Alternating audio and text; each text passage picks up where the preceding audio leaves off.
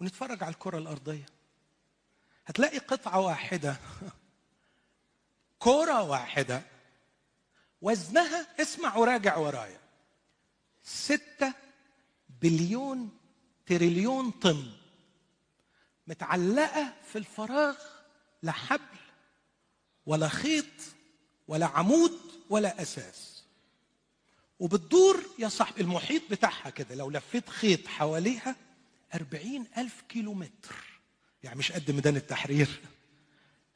وبعدين عمالة تدور حوالين روحها زي النحلة بسرعة 26 كيلو في الدقيقة.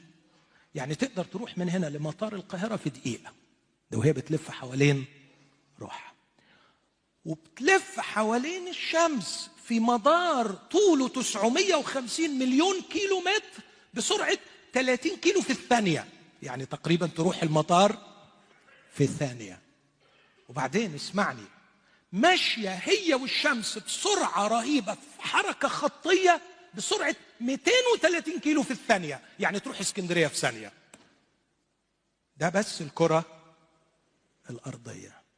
3 حركات في نفس اللحظة، دور حوالين روحها، دور حوالين الشمس، وبتتحرك في حركة خطية إلى المجهول مع الشمس. 26 كيلو في الدقيقة حوالين نفسها، 30 كيلو في الثانية حوالين الشمس، 230 كيلو في الثانية، منطلقة زي الصاروخ. أصعب صاروخ عابر للقارات 7 كيلو في الثانية، 8 كيلو في الثانية، دي 230 كيلو في الثانية.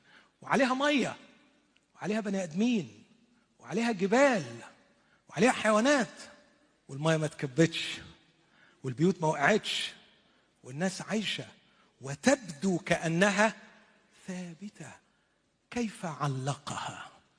ومن علقها؟ ومن يحفظها في مدارها؟ وبعدين تيجي تقول لي ما فيش إله.